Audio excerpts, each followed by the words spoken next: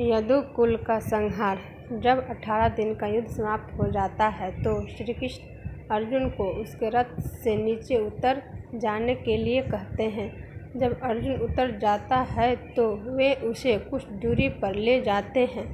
तब वे हनुमान जी को रथ के ध्वज से उतर आने का संकेत करते हैं। जैसे ही श्री हनुमान उस रथ से उतरते हैं, अर्जुन के रथ के अश्व जीवित ही जल जाते हैं और रथ में विस्फोट हो जाता है। यह देखकर अर्जुन दहल उठता है।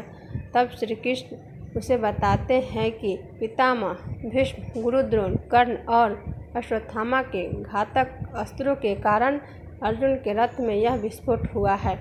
यह अब तक इसलिए सुरक्षित था क्योंकि उस पर स्वयं उनकी कृपा थी और श्री हनुमान जी की शक्ति थी, जो रथ अब तक इन विनाशकारी अस्त्रों के प्रभाव को सहन किए हुए था।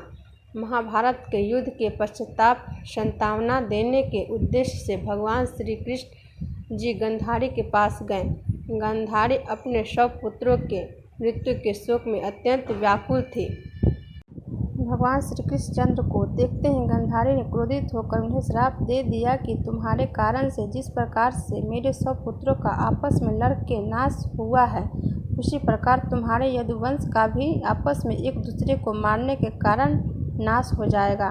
भगवान श्री कृष्ण चंद्र ने माता गांधारी के उस श्राप को पूर्ण करने के लिए यादव की मति को फेर दिया।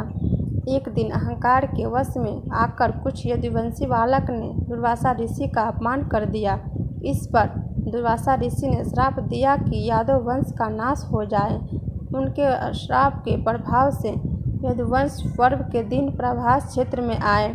पर्व के हर्ष में उन्होंने अति नशीली मदिरा पी ली और मतवाले होकर एक दूसरे को मारने लगे। इस तरह से भगवान श्री कृष्ण चंद्र को छोड़कर एक भी यादव जीवित न बचा। इस घटना के बाद भगवान श्री कृष्ण चंद्र महाप्रयाण करके स्वर्धाम चले जाने के विचार से सोमनाथ के पास वन में एक पीपल के वृक्ष के नीचे बैठकर ध्यानस्थ हो गए।